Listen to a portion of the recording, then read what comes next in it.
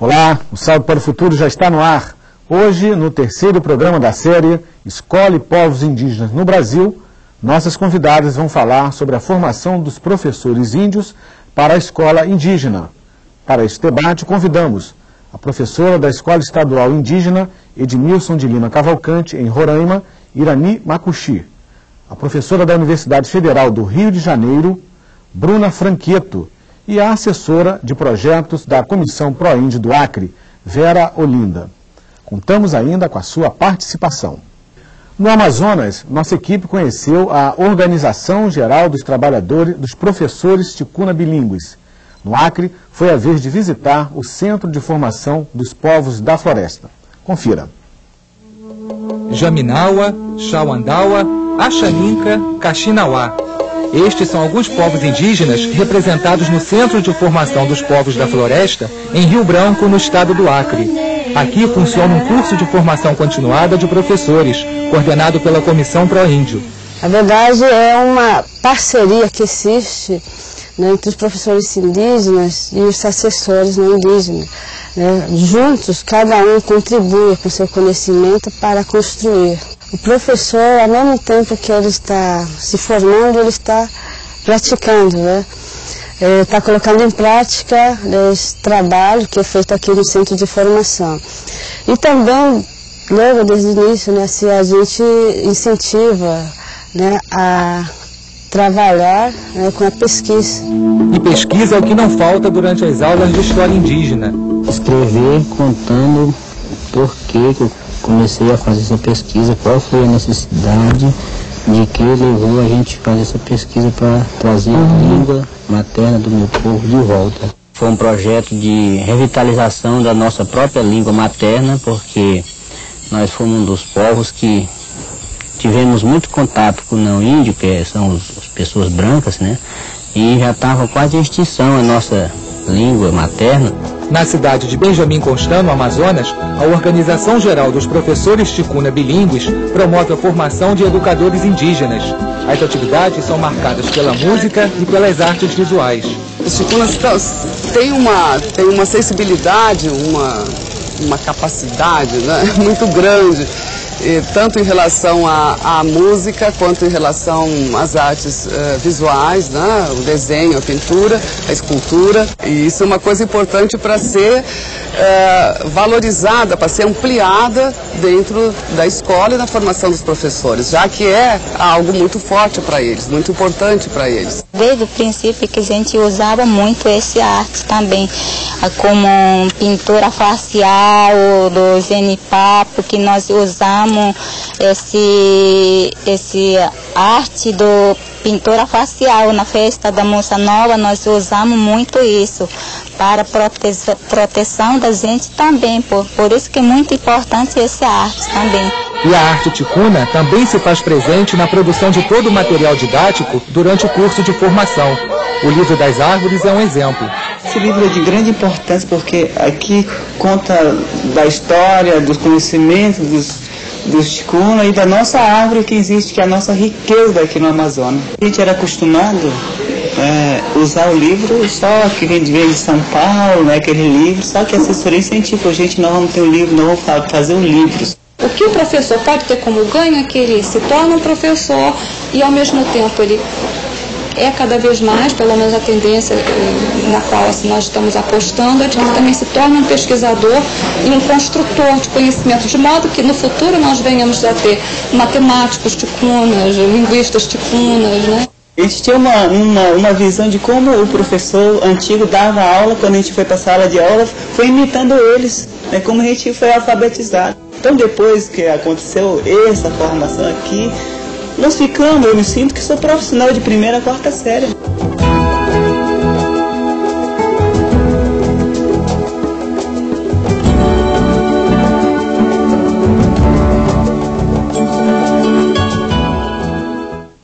Irani, Bruna, Vera, muito obrigado por terem vindo. Irani, no vídeo nós acompanhamos alguns aspectos importantes da formação do professor indígena. Chama a atenção o aspecto relacionado à formação do professor e, ao mesmo tempo, a prática do professor. Em Roraima, como se dá esse processo de formação e prática ao mesmo tempo? Boa noite, eu agradeço o convite da TV Escola, está convidando os povos indígenas para uma discussão muito importante. Falar sobre a formação dos professores e principalmente atuar na sua prática na comunidade é um dos pontos essenciais que nós, povos indígenas, estamos trabalhando. Hoje podemos destacar que, a partir do momento que nós, professores, estamos buscando nos formar através da universidade, principalmente como experiência Roraima que nós temos hoje, então voltar a trabalhar as questões conforme as suas necessidades. Hoje nós temos uma necessidade de formação porque a comunidade precisa. Então, é em cima dessa necessidade que nós buscamos para melhorar o nosso dia a dia, a nossa vida e, mais acima de tudo, fazer com que os nossos direitos sejam respeitados. Bruna, e um outro aspecto importante, relacionado ao trabalho de revitalização da língua. Como é que você enfatiza essa importância com base no que acabamos de ver no vídeo? Alguns exemplos mostrados, né? Também agradeço o convite da TV Escola por estar aqui. Nós vimos o professor Antônio Chauadawa, né, lá no Acre, sublinhando a satisfação, o prazer de estar exatamente trabalhando e pesquisando para uma revitalização, né, da língua materna, da sua língua materna.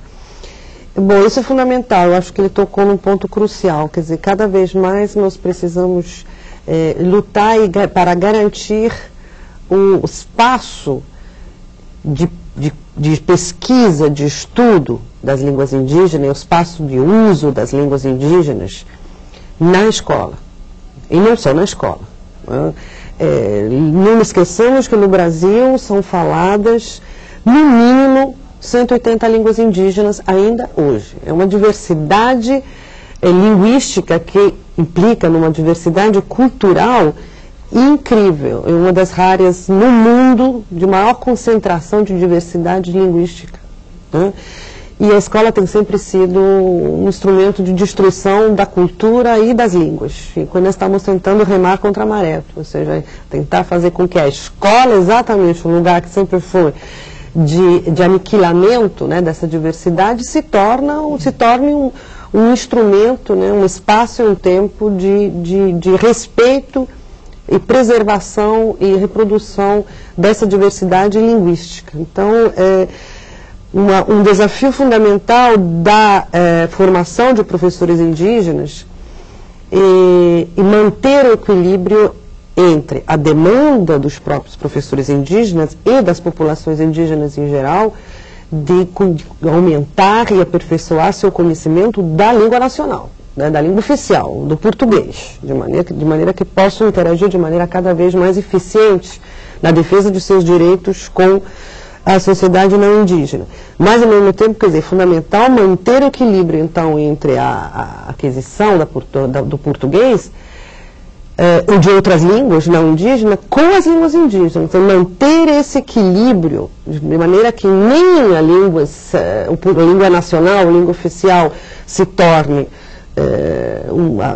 abafe, se torne um instrumento de degradação das línguas indígenas e que as línguas indígenas se mantenham vivas, presentes, cada vez mais conhecidas, cada vez mais estudadas e pesquisadas, agora também pelos próprios índios. Perfeito. Agora, Vera, seguindo um pouquinho a linha de raciocínio da Bruna, como se dá a relação professor não índio e o aluno índio no curso de formação? Esse equilíbrio que a Bruna acaba de citar, também tem que prevalecer na relação entre professor e aluno? Boa noite aos cursistas da TV Escola. Eu acho que sim, eu acho que o que marca o eixo da formação do professor indígena, ele é marcado muito por esse equilíbrio. Uma é que o sujeito, o professor indígena, ele é o agente do seu próprio destino, porque o tempo todo ele está com oportunidades e com espaço de apresentar e de colocar o que ele quer aprender nos cursos de formação e o que ele quer socializar. E eu acho que essa equipe, ou as equipes de formadores não indígenas, ela, né, que somos nós também, elas, o tempo todo, essas equipes, o tempo todo esse grupo de pessoas trocam de lugar com os índios. Então, em um curso de formação ou em atividade de formação variada, seja curso, seja oficinas em aldeias ou elaboração e produção de material didático, esses lugares a gente troca de lugar o tempo todo. Tem momentos em que nós somos os formadores, na mesma situação, no mesmo curso, são eles os nossos formadores, e eu acho que isso é um eixo, um corte interativo muito marcante na formação do professor indígena. Eu acho que isso tudo tem uma conexão também muito interessante com essa autonomia que tanto se fala, não é? A autonomia exatamente, é o poder de decidir, na verdade. Então, os programas de formação, os cursos de formação, na verdade, eles se preocupam muito com isso, eles promovem muito isso. E o que que marca muito, que é uma coisa bonita da gente ver, é o professor Ticuna dizendo isso, como ele falou. Olha, eu, com os meus cursos de formação, que são cursos fundamentados na minha própria cultura, na minha língua, na valorização disso, na definição desse lugar que as línguas ocupam, que a Bruna acabou de falar, eu me sinto um professor formado de 1ª a 4ª série. Quer dizer, ele precisou disso mesmo, dessa reflexão sobre ele, sobre o universo, sobre sua cultura, sobre sua língua, e ele se sente um professor muito profissional, exatamente. E pela maneira que ele se expressou, a autoestima está lá em cima, né? Conseguir vir, vencer e vir, né? Vamos à primeira participação, é da Maria José, direto do Maranhão. Olá, Maria José. Boa noite, Márcio. Boa noite, especialistas. Eu sou Maria José Barreto e a pergunta é da Justiça do Teleposto de Bacabal, Maranhão. O curso de licenciatura para professores indígenas é restrito somente a eles ou se estende aos não indígenas? Boa noite e obrigado. Muito obrigado a você, Maria José. Bruna, por favor. Bom, os cursos de licenciatura, ou seja, os cursos de ensino superior, de nível de 3º grau, indígenas, e que são ainda experimentos incipientes no Brasil. Lembro que o Mato Grosso é o primeiro, já não sei o 3º ano, está começando em Roraima, e em algumas outras regiões do Brasil são propostas que estão sendo discutidas, mas em princípio sim, a licenciatura chamada indígena é reservada ou se volta tão somente para alunos indígenas, acadêmicos indígenas, como nós chamamos os alunos do 3º grau em Mato Grosso. Ok. Vamos à participação da Valquíria, direto do Espírito Santo. Olá, Valquíria. Boa noite.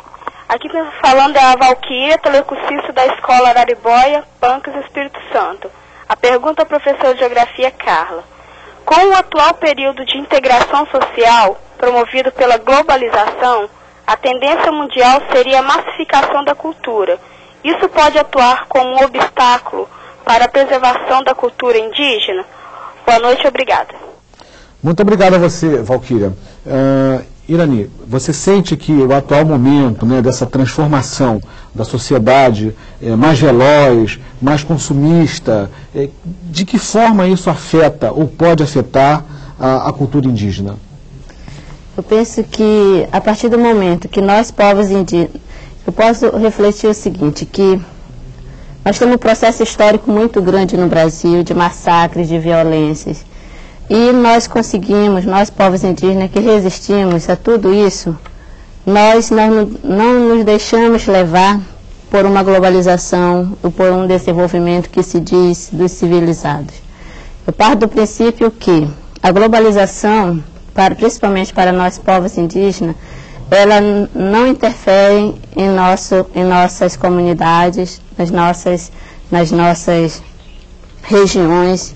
E os povos indígenas hoje são sabedores dos seus direitos, estudam, estão se formando para que a nossa cultura não venha, mais uma vez, ser massacrada, não venha desaparecer como muitos povos desapareceram por conta do desenvolvimento e da globalização. Perfeito. Temos uma outra participação, é da Lenir, direto do Tocantins. Olá, Lenir. Aqui é a Leni Viana, do teleposto do Colégio Estadual Anita Cassimiro Moreno e Aliança do Tocantins.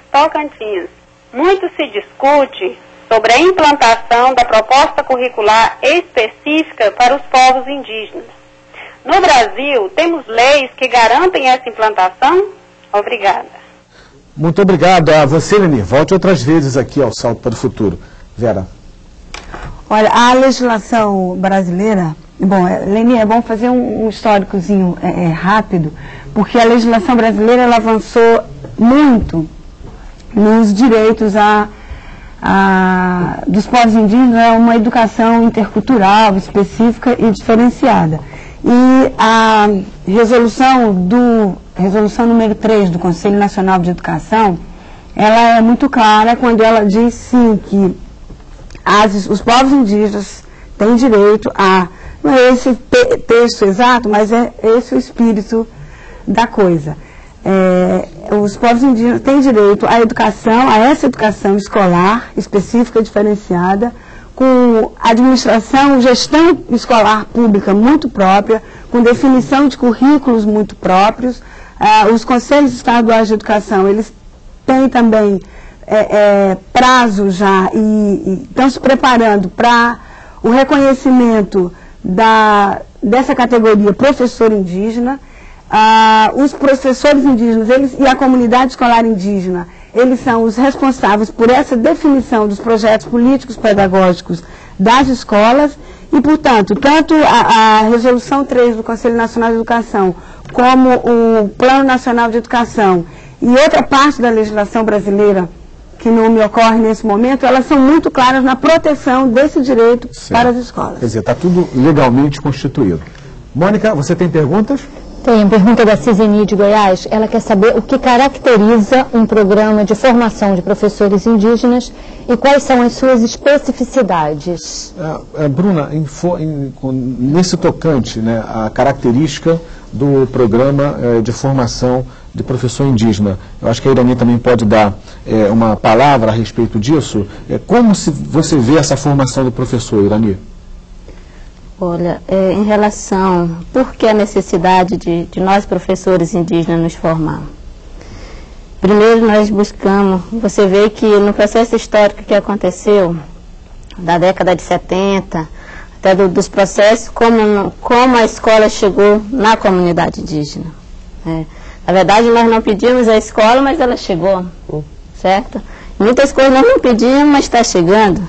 Então, por outro lado, eu vejo assim que nós temos uma grande necessidade hoje de formar professores no nível de magistério para atender também a nossa necessidade de escola de 1ª a 4ª série. Nós já temos muitos professores formados e ainda falta muitos estados fazer a formação desses professores. Então, trabalhar a questão de nível superior caracteriza o quê? Formar professores que venham atender às nossas necessidades das comunidades, para que a gente possa atuar tanto na área, vamos dizer, de direito, do meio ambiente, da economia, da agronomia, né? Então são pontos que nós, professores, nós temos aqui dentro de nós também a capacidade de gerenciar. Nós temos também, nós povos indígenas, todos os povos têm essa capacidade de ter essa formação mais específica, para que não venham nos enganar, certo? Então, veja assim, que é difícil, né, a questão da formação. Eu penso assim, que ainda os estados, os governos até então, municipal, estadual e federal, está garantido na lei, como a companheira Vera colocou, está tudo garantido na lei. Mas como fazer para que essa lei venha ser colocado em prática? Se não dão condições, muitas vezes não acreditam nisso. Então, veja assim, que nós, a partir do momento que nós, professores, posso colocar de Roraima, que nós nos reunimos numa assembleia e dissemos, hoje nós queremos nos formar a nível superior. E nós queremos montar a nossa proposta político-pedagógica. Nós queremos dizer que nós não queremos um pacote pronto. Nós temos a capacidade de dizer o que eu quero estudar, porque eu sei qual é a dificuldade que tem dentro de uma comunidade. Então, eu acho que é para isso que os professores hoje vêm cada vez mais se unindo em prol desses direitos. Perfeito. Mônica? Os professores do teleposto de Santa Terezinha, em Miracema do Tocantins, perguntam por que a preocupação de formar professores índios para os povos indígenas, se perante a lei somos todos iguais. Não estamos sendo preconceituosos? Bruna, eu queria aproveitar uma parte dessa pergunta para acrescentar um outro tema que ficou faltando. Você queria até fazer uma abordagem também, é quando a cursista tocou na questão da globalização. Né? Você queria fazer uma abordagem também nesse aspecto. Sim, é que a globalização no mundo inteiro vem junto, por incrível que pareça, mas isso é um fenômeno que está sendo amplamente discutido e estudado, vem junto com o ressurgimento de especificidades políticas e culturais. Quer dizer, ao mesmo tempo que tem um processo de globalização que viria junto com homogeneização, né, em vários níveis, ao mesmo tempo pipocam, né, nos 4 cantos do mundo movimentos étnicos, né, e movimentos políticos de revitalização, de resgate de particularidades, né, culturais e políticas. Então, é interessante ver isso. A globalização não é totalmente avassaladora, mas é como se ela gerasse dentro do seu próprio seio a sua contradição, né? Então, tanto que existe um movimento no global no mundo inteiro, quer dizer, com a globalização veio um movimento no global, que é um movimento que está se reunindo nos vários fóruns sociais, né, discutindo, criticando a globalização. Né? Perfeito. No próximo bloco, vamos conhecer um pouco mais o curso superior indígena da Universidade do Estado do Mato Grosso. Saldo para o Futuro, volta em instantes. No bloco anterior, Bruna, nós não tivemos tempo para você responder a pergunta por que a preocupação de formar professores índios para os povos indígenas, se perante a lei somos todos iguais. Não estamos sendo preconceituosos?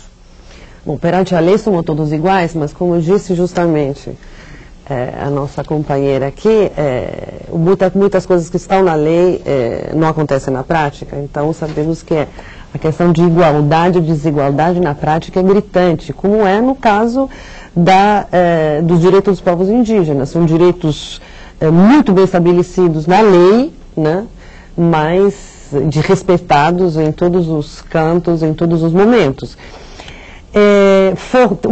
Oferecer uma formação específica para professores indígenas que voltam, que já estão trabalhando em sala de aula e que voltam para suas próprias áreas, para as próprias aldeias, é o oferecimento de um serviço que é um direito de povos linguisticamente, culturalmente e socialmente diferenciado e diversificado. Quer dizer, o respeito à diferença é exatamente o dizer não ao preconceito. Né? E não nos esqueçamos que é uma formação diferenciada de qualidade, deveria ser uma formação diferenciada de qualidade superior à formação não diferenciada oferecida para os não indígenas. Estamos falando de diferença para melhor, e não de diferença para pior. Ok.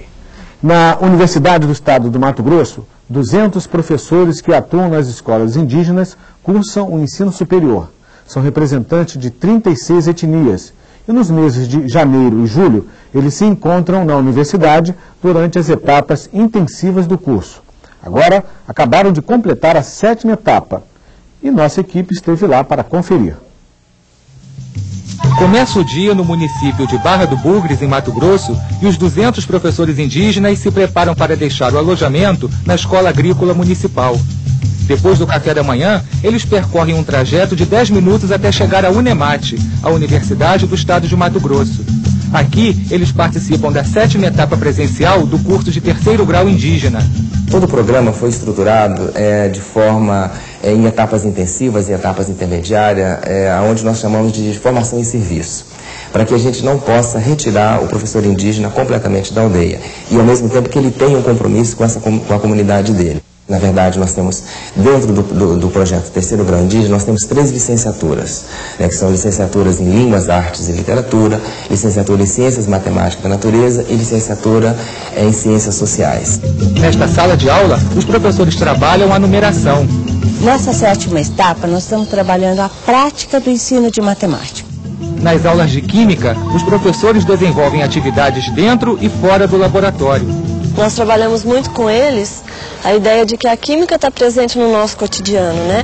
As aulas de produção de material didático rendem trabalhos que esbanjam beleza e cor.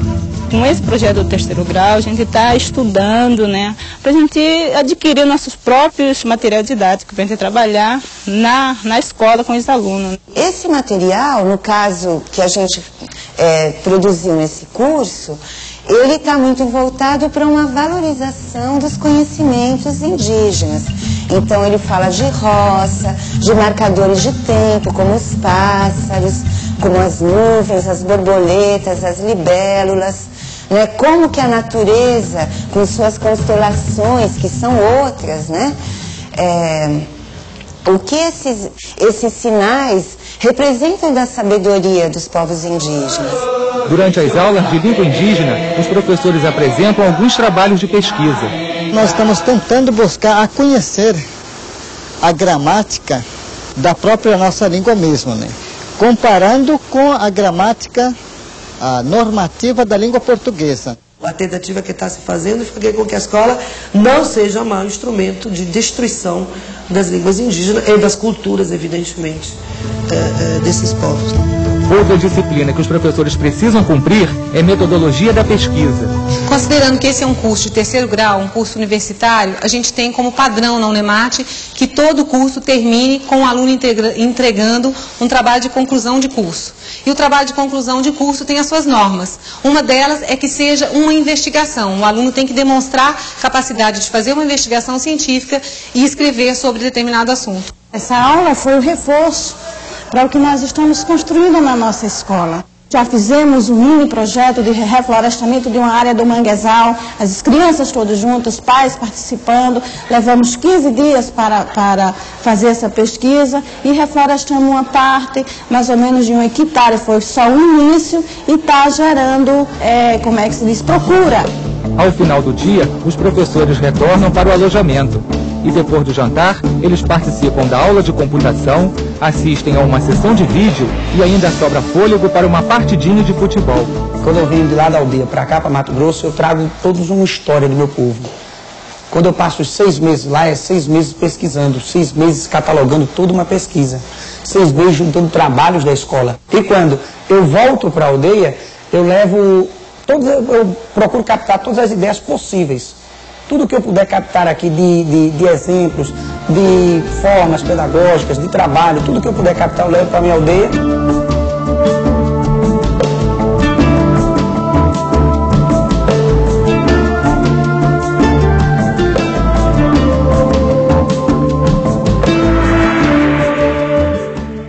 Vera, no curso de formação de professor, o vídeo mostrou que há também uma preocupação na metodologia de ensinar esse professor indígena a fazer um trabalho de pesquisa, de investigação também científica. No Acre, esse trabalho vem sendo realizado? De que forma? Existem trabalhos e investigações sendo realizadas? No Acre, a pesquisa indígena, ela é um dos campos, ela é uma das áreas do currículo do magistério indígena e hoje ela tem em andamento, no projeto do Acre, 90 pesquisas sendo realizadas pelos professores indígenas, do projeto que eu trabalho, na Comissão Proíndio.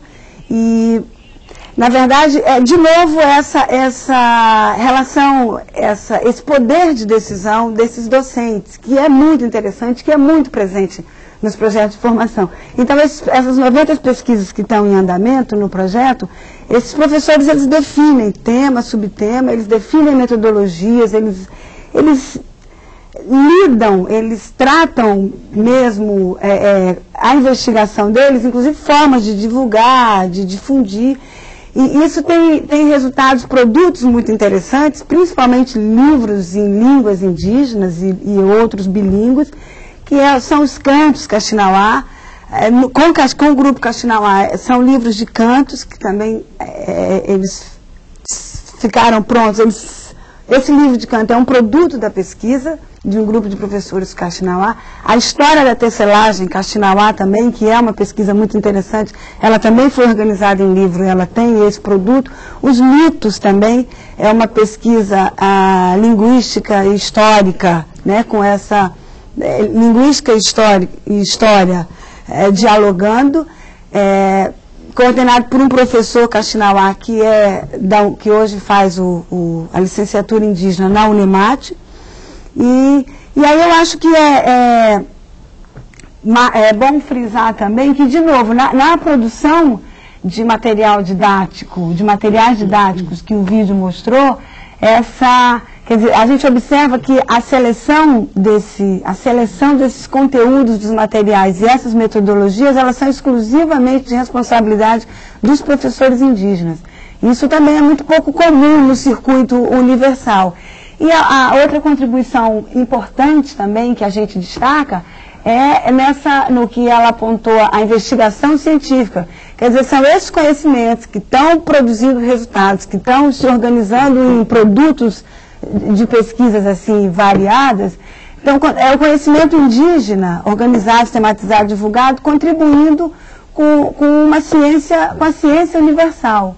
Então, os programas de formação, eles dão conta disso, eles tratam isso também com muita fineza, e nesse viés, nesse eixo da autoria e da participação indígena. Que bom.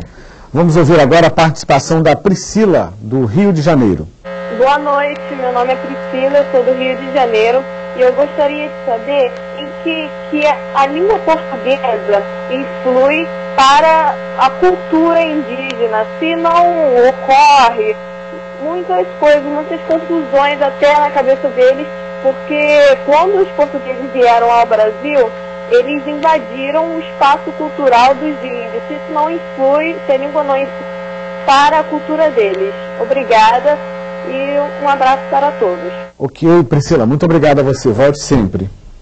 Irani. Bom, a questão da língua portuguesa, posso citar o seguinte, que é a questão da influência, né, que hoje existe. Vocês sabem que devido ao processo, como eu já falei, histórico, muitas comunidades deixaram de falar a sua própria língua, a questão da língua materna. Muitos povos indígenas não falam, então adotaram a língua portuguesa como a primeira língua. Certo? Então, isso para nós é dolorido, a gente vê assim como foi colocada a questão da história toda, né? Mas eu penso assim, que conhecer também, nós temos uma aldeia que fala somente a língua materna, tudo para nós como cultura, como povo é essencial. Mas por outro lado, a língua portuguesa também nós precisamos conhecer todos os códigos, porque as leis dessa sociedade, ela não está escrita em macuxi, ela não está escrita em outras línguas, ela está escrita na língua portuguesa, certo? E eu preciso conhecer esses códigos para que eu possa dialogar com vocês, com a sociedade não indígena, em todos os sentidos. Como agora. E muito bem, né? Mônica, você tem perguntas? Tenho sim, Marcos. A pergunta da orientadora de aprendizagem Iná Aires Fernandes, de Porto Nacional, em Tocantins. Ela diz que hoje, assistindo ao Jornal do Tocantins, viu os índios da região reclamando das dificuldades e da marginalização que sofrem ao frequentar as escolas estaduais de ensino médio nas cidades onde os moradores estranham a presença indígena entre eles. Aí ela pergunta se a preocupação na formação desses professores é para manter os povos indígenas nas aldeias ou prepará-los para conviver com o branco sem a perda de sua identidade. Bruna, por favor. Bom, eu acho que são esses dois objetivos presentes, não é que um ou outro, né? Tanto fazer com que os professores continuem trabalhando como professores em suas aldeias, em suas áreas, nessa idas e voltas, né, para cursos, como no caso da Unemate, né, em Mato Grosso, ou cursos de formação que se realizam diretamente nas aldeias e nas áreas. Mas é claro que outro objetivo é fazer com que os professores indígenas e os índios em geral, a população indígena em geral, esteja capacitada a interagir de maneira cada vez mais eficaz e eficiente, né, com a população não indígena. Agora, não podemos absolutamente esquecer o outro lado da medalha, ou seja, tem que capacitar e formar as populações locais não indígenas, né, populações não indígenas que estão na fronteira com as áreas indígenas, né, para que sejam essas populações não indígenas sejam capazes de lidar de maneira respeitosa e competente, né, com a população indígena. Então, tem um lado fundamental da educação em geral, que é a formação dos não indígenas com relação à questão indígena, né? Sobretudo nas escolas e nas áreas mais próximas das áreas indígenas, que é lá onde os preconceitos, a hostilidade normalmente é mais aguda e mais evidente, né? Vera, pegando um pouquinho essa fala, um gancho da Bruna, você percebe isso também, essa proximidade, criando conflitos e como estabelecer essa convivência? Na verdade, eu acho que isso dá elementos, isso municia o diálogo intercultural, porque, né, o diálogo intercultural ele é de povo para povo, de Kaxinawá com Macuxi, enfim, e ele é de índios com não índios, não é? E que não é uma coisa simples, não, ele é de uma complexidade que às vezes nós, os pobres humanos mortais, não damos conta de lidar. Agora, eu acho que a Bruna tocou num ponto que é super importante, que é, na verdade, você pensar mesmo esse outro lado da moeda, né? Como é que essas populações do entorno, como é que esses estados, essas cidades, né, e municípios, que têm, alguns deles têm grupos, populações indígenas, que são a grande maioria, como é que eles se preparam também, como é que eles se pensam também para esse diálogo intercultural. Não é? Porque ele não é uma coisa de mão única, não é? E, na verdade, a sociedade brasileira ela precisa estar atenta para isso e estar atenta de um modo muito favorável também, sabendo que você considerar isso, você está lidando com isso, você se fortalece também como indivíduo, você se fortalece como coletivo, não é? E que você aprende, na verdade tem muito a aprender, como é que você aprende a respeitar línguas, como é que você aprende a entender essa diversidade, como é que você aprende a entender e respeitar culturas, né? Na verdade isso é um ganho, né, isso é um ganho para a sociedade brasileira, porque são pontos que estão muito ausentes, né, da nossa reflexão. Que precisam estar. Né? Exatamente. Vamos agora à participação da Raimunda, direto de Tocantins. Olá, Raimunda. Sou Raimunda Pitombeira, orientadora de aprendizagem do teleposto da Escola Estadual Conceição Brito, em Fátima, Tocantins. A pergunta é: o currículo das escolas indígenas é adaptado à realidade da aldeia? Boa noite e muito obrigada. Muito obrigado a você, Raimunda. Irani. Sim, em relação ao currículo, ele é adaptado conforme a necessidade das comunidades. Antes nós tínhamos, vamos dizer, as secretarias, elas acabavam mandando todos os conteúdos para ser ministrados nas escolas indígenas. Então nós dissemos, não, tem muita coisa errada, nós não queremos continuar com esse erro, então nós queremos mudar, nós vamos trabalhar, fazer o nosso currículo e fazer com que a nossa comunidade, né, venha trabalhar, os nossos alunos, com que a gente passe a atuar, né, e colocando, trabalhar conforme a sua realidade. Porque fica muito confuso quando eu pego temas que não tem nada a ver com a minha realidade, né?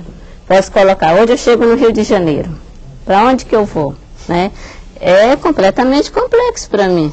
Primeira vez que eu estou vindo, mas de qualquer forma, se eu estivesse na minha aldeia, eu sabia como ir, chegar e tudo, né, direitinho. Mas então, é a gente se adaptar ao conteúdo, ao currículo da nossa realidade, e isso não foge que também os povos indígenas venham também conhecer a realidade dos não indígenas, entende? E vice-versa, mas priorizando principalmente a nossa especificidade. Ok. Bruna, seguindo um pouquinho também essa questão da diversidade, é fácil entender simplesmente pela terminologia o que é a diversidade? Como é que você explicaria para a gente, com tantas etnias no Brasil, com tantos povos indígenas. Como é que você resumiria essa questão? Em primeiro lugar, é necessário que os brasileiros, em geral, reconheçam a existência da diversidade, de que o Brasil é um país multilingüe,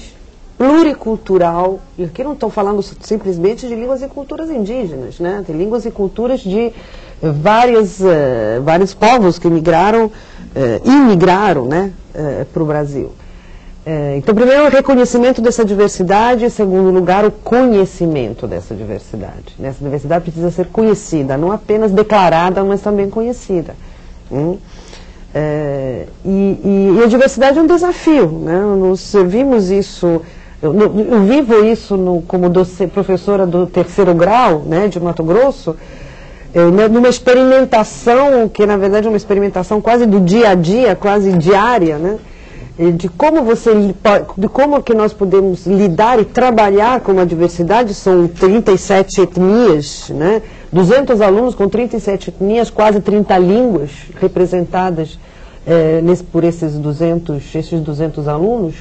Então, como lidar com de maneira real, de maneira efetiva com essa diversidade, né? Como trabalhar com essa diversidade, fazendo com que ela se torne evidente, aflore em toda a sua riqueza.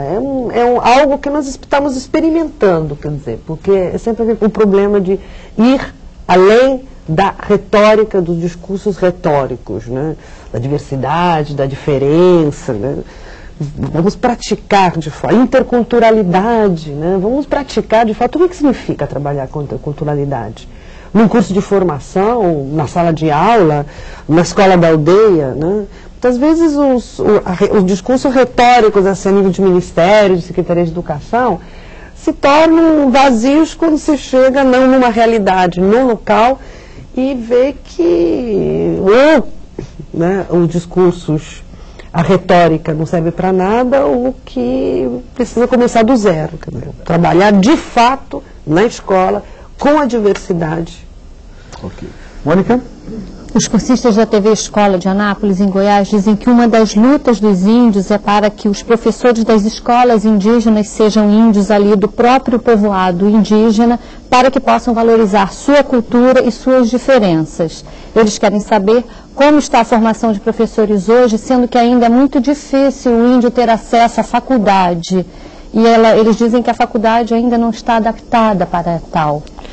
Vera, nós já abordamos esse assunto, mas é importante enfatizar que esse é um processo, né? Em cima do que a Bruna acabou de dizer, está tudo em fase de construção, né?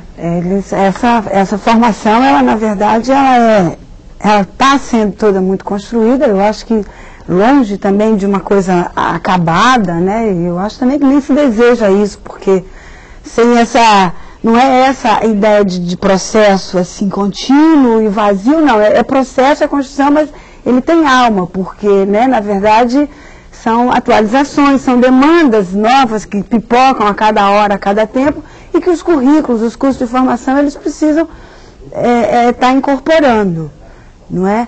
O que, na verdade, se discute muito, quer dizer, tem uma facilidade de estar formando índios, professores indígenas, para estarem ocupando e para estarem exercendo as docências nos seus próprios povos e nas suas próprias aldeias, muito em função também de um caminho, de uma facilitação, de que esse cara está lá, ele tem conhecimento, ele é do lugar, ele conhece a língua, ele está inserido ali naquele contexto, ele tem os parentes, enfim, é um conhecimento, é uma aproximação que favorece muito isso.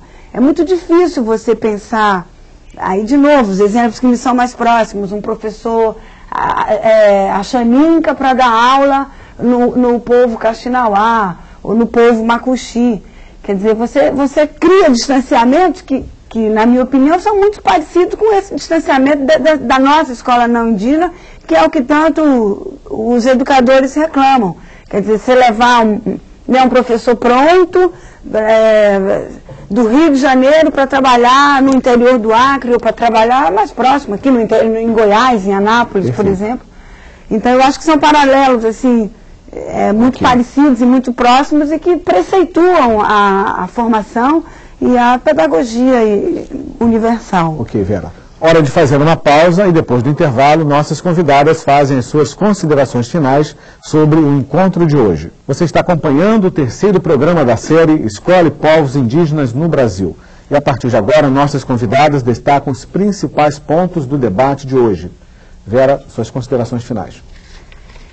O que eu acho que é importante assim, para a nossa despedida é nós educadores e nós, sociedade brasileira, estamos com a anteninha voltada para as contribuições dos programas de formação de magistério indígena e da educação indígena no geral, com as contribuições que essa educação tem para dar à educação não indígena. Eu falo em termos de, por exemplo, flexibilidade curricular, a participação comunitária também nessa definição e elaboração de projetos políticos, pedagógicos. Eu acho que isso são ganhos assim, da maior importância que a educação indígena conseguiu, são passos que ela conseguiu avançar, que os programas de formação lidam com isso muito bem e que a gente tem muito que aprender e muito que prestar atenção nesses aspectos. Né? Mais especificamente em termos falando de formação de professor, a gente percebe que esses programas, eles tratam, por exemplo, de linguagens de professores que são muito contextualizadas, eles tratam de valorização e divulgação de línguas e culturas, eles tratam em evidenciar uma literatura indígena e uma estética indígena que é muito forte e que é muito rica como contribuição para a literatura universal e para a sociedade brasileira. E eu acho que a orientação, no geral, a indicação, pelo menos no geral, é isso. A sociedade brasileira, né, precisa lidar de fato, precisa conhecer de fato, como disse a Bruna, essa diversidade. Perfeito, Vera. Muito obrigado. Bruna, suas considerações finais. Bom, em primeiro lugar, como disse a Irani, a escola nas aldeias, nas áreas indígenas, está presente cada vez mais, né? E não há volta a uma condição sem escola. Então, a educação é uma educação de qualidade, é um direito de todo cidadão brasileiro e, sobretudo, diria aí, dos primeiros habitantes desse território que veio a ser chamado Brasil, que são os índios, né? Esse direito tem que ser, foi conquistado. Eu acho que a escola, a educação diferenciada, específica, bilíngue intercultural, apesar de ser ainda objeto de várias discussões, de várias críticas, e o será ainda por longo tempo, essa educação é uma conquista, né, dos povos indígenas, uma conquista dos movimentos indígenas, das associações indígenas, das associações de professores indígenas, e que estamos em plena discussão, em plena efervescência, né, de debates em torno da educação indígena. Isso é muito interessante. Nunca foi tão centro de discussões e de preocupações a questão da formação dos professores indígenas. Debates de grande, às vezes muito exacerbados, que é um fato positivo. Não é por acaso que, por exemplo, agora, em diferença de 2 ou 3 semanas, acontecerão 2 eventos, um evento de caráter nacional no final do mês 30 e 31 de agosto em Brasília, né, sobre o terceiro grau indígena, sobre a universidade indígena, um evento de caráter internacional sobre o mesmo tema, a universidade indígena, em Mato Grosso, em Barra do Bugres, em setembro. Perfeito. Muito obrigado, Bruna. Irani, suas considerações finais. Eu gostaria de agradecer e, ao mesmo tempo, dizer assim que, para nós, povos indígenas, é uma imensa satisfação estar participando. Gostaria de dizer também que o Brasil tem que saber respeitar as diferenças que existem, essa diversidade, não só com os indígenas, mas com os negros também, uma diversidade muito grande. A questão da desigualdade que nós vemos trabalhando. E a formação para nós povos indígenas, cada vez mais nós pensamos que é essencial para que a gente possa atender as necessidades de nossas comunidades. A Constituição Federal, ela garante que é a lei maior do Estado, do Brasil. Nós temos hoje aprovada a 169, né, que é a organização, que é aquela lei que foi a Convenção 169, né, que garante também, mas sendo que todo projeto pensado, todo projeto a ser feito para os povos indígenas, eles têm que ter a consulta nas comunidades, das organizações, para que o projeto dê certo. Muitos projetos não deram certo porque não teve a nossa participação na discussão. Nós gostaríamos de ser respeitados dessa forma, para que os nossos trabalhos dê certo, para que hoje o Brasil, podemos colocar assim, com essa diversidade que existe, as universidades realmente não estão preparadas para nos aceitar. Mas nós temos que mudar o sistema. Tá? O sistema ele tem que ser mudado. E se nós nos acomodar, não vai ser mudado nunca, para ninguém. Obrigado, Irani. O terceiro programa da série Escola e Povos Indígenas do Brasil termina aqui. Eu quero agradecer as presenças da Irani Makushi, professora da Escola Estadual Indígena Edmilson de Lima Cavalcante, em Roraima, da Bruna Franqueto, professora da Universidade Federal do Rio de Janeiro, e da Vera Olinda, assessora de projetos da Comissão ProIndy do Acre. No Salto para o Futuro de amanhã, vamos discutir os currículos das escolas indígenas. Agora você acompanha imagens de mais alguns desenhos produzidos por professores indígenas para o material didático das escolas. Até amanhã.